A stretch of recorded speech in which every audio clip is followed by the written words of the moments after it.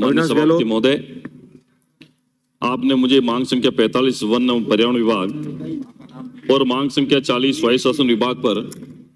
बोलने का अवसर दिया, इसके लिए आपको बहुत बहुत धन्यवाद। माननीय सभापति महोदय, मैं वन एवं पर्यावरण विभाग पर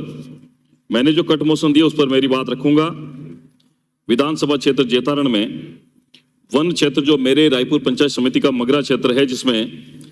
ग्राम काड़ब, पचानपुरा, बगड़ी, कलालिया, काणुजा,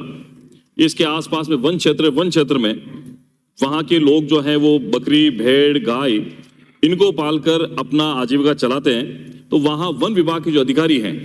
उनको मुश्किल परेशान करते हैं, उनको वहां ये गाय, भैंस, बकरी चराने देते नहीं है और रिश्वत के पैसे मांगते हैं। तो माननीय मंत्री महोदय, आपसे निवेदन है कि कृपया इसकी जांच कराएं, ऐसे लोगों को पाबंद करें जहां गरीब लोग जहां बरसों से रह रहे हैं, वहां अगर उनके वन क्षेत्र में गाय भैंस नहीं चराने देंगे तो फिर उनको कैसे होगा। इसलिए रायपुर पंचायत समिति मगरा क्षेत्र में इस प्रकार की व्यवस्था को बंद करें। साथ ही माननीय सभापति महोदय, अभी जो माननीय सदस्य खुशी सिंह जी कह रहे थे, ये वाकई में बड़ी प्रॉब्लम है कि जो अंग्रेजी बबूल हैं वो इससे इस प्रकार की वनस्पति नष्ट हो गई, गायों के चरने के लिए चारा भी नहीं होता है, पानी भी नहीं होता, सारी की सारी जो जमीनें बंजर हो जाती है, फसलें भी पैदा नहीं होती।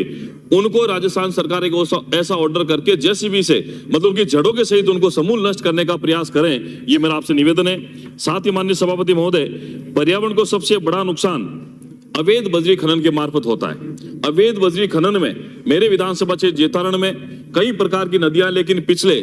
4 या 5 साल में जब से आपकी सरकार बनी है तब से सबसे ज्यादा भ्रष्टाचार अगर कहीं हुआ तो अवैध बजरी खनन में हुआ है। बड़े बड़े 100-100 फीट के गहरे खड्डे हो गए और जिसके कारण कई लोगों की मौत भी हो गई बारिश के समय उसमें डूब करके। मेरा ये आपसे निवेदन है, आप जो खनिज विभाग के अधिकारी हैं, जो प्रशासन है, उनके खिलाफ में एक उच्च स्तरीय जांच कमेटी बिठाएं और जितने बड़े बड़े खड्डे हुए बिना प्रशासन की मिलीभगत के, बिना खनिज विभाग के अधिकारी की मिलीभगत के ये ऐसा काम नहीं हो सकता। इसलिए पहला मेरा निवेदन है कि ये जो बजरी माफिया तो है, लेकिन प्रशासन वाले के भी कुछ लोग माफिया, देखो पुलिस वालों के ट्रैक्टर चलते हैं, पुलिस वालों के डंपर चलते हैं। अब वो बेचारे जो गरीब आदमी जो गांव में बजरी के काम में लेता है, उसको पुलिस को अधिकार नहीं उसको सीज करने का। 1,26,000 रुपए की राशि उसको चुकानी पड़ती है पुलिस वालों की मिलीभगत के कारण। इसको रोके और जो अधिकारी जो मिले उनके खिलाफ सख्त से सख्त कानूनी कार्रवाई कराएं। और माननीय सभापति महोदय, मेरे यहाँ बड़े बड़े सीमेंट के प्लांट है, सीमेंट प्लांट के कारण जितना प्रदूषण होता है, पर्यावरण का प्रदूषण होता है, चाहे वो जल प्रदूषण देख लो, चाहे वायु प्रदूषण देख लो, चाहे ध्वनि प्रदूषण देख लो,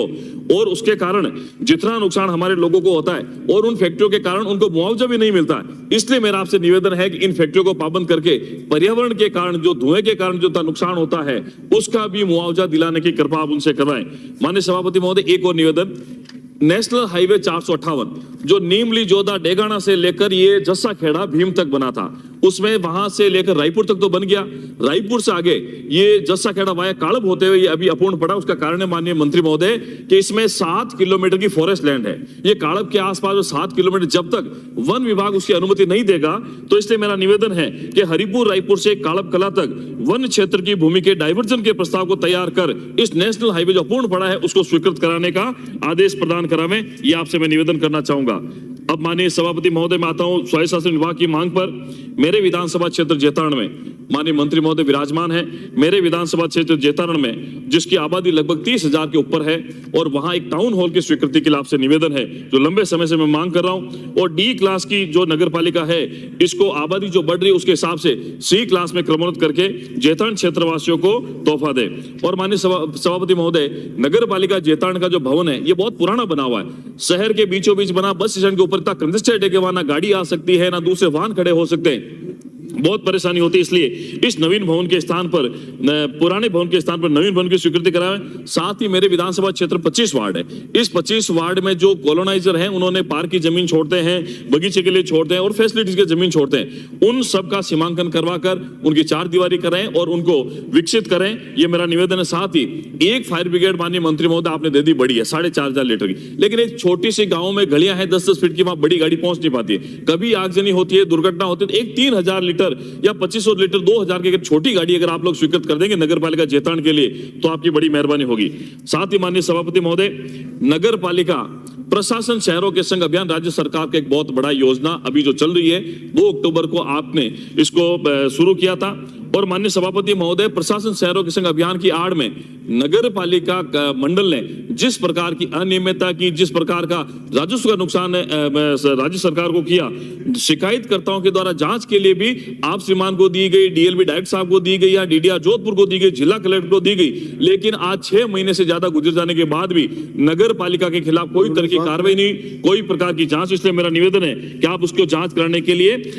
एक कमेटी बनाकर जांच करवाएं। और साथ ही माननीय सभापति महोदय, 2019 से लेकर 2023 तक विकास शाखा, स्टोर शाखा में जितने भी सामान का क्रय किया गया, उसमें लगभग बाजार रेट से 10 गुना के करीब ये जो सामान क्रय किया गया, उसकी जांच कराने के लिए शिकायतकर्ता निवेदन किया, उसकी भी उच्च स्तरीय टीम बनाकर जांच कराए। और साथ ही माननीय सभापति महोदय कि यहाँ जो बिना लेआउट के पट्टे जारी किए गए, भू माफियाओं को फायदा पहुंचाने के लिए सक्षम अनुमोदन से लेआउट जारी नहीं करना, डोली मंदिर की जमीन पर पट्टे जारी कर दिए गए, और उसके साथ ही आंतरिक और बाह्य विकास शुल्क भी नहीं लिया गया, जिससे राजस्थान सरकार को लाखों रुपए का नुकसान हुआ, उसके लिए भी आपसे निवेदन की जांच कराए। और साथ ही माननीय सभापति महोदय, जो नेशनल हाईवे 458 के आसपास ग्रीन बेल्ट की जमीन है, उस ग्रीन बेल्ट की जमीन में जब हम आवासीय पट्टे नहीं दे सकते, नगर पालिका कार्यालय जेतान द्वारा वहां नियमों को ताक में रखकर नियम विरुद्ध आवासीय पट्टे दे दिए गए, उसकी भी जांच करने के लिए मैं आपसे निवेदन करता हूं। और माननीय सभापति महोदय, मैं कुछ बातें कहना चाहूंगा। राज्य सरकार ने बजट में सफाई कर्मियों की घोषणा की, 30,000 किया। मैं निवेदन करूंगा कि मेरे विधानसभा क्षेत्र जेठारण में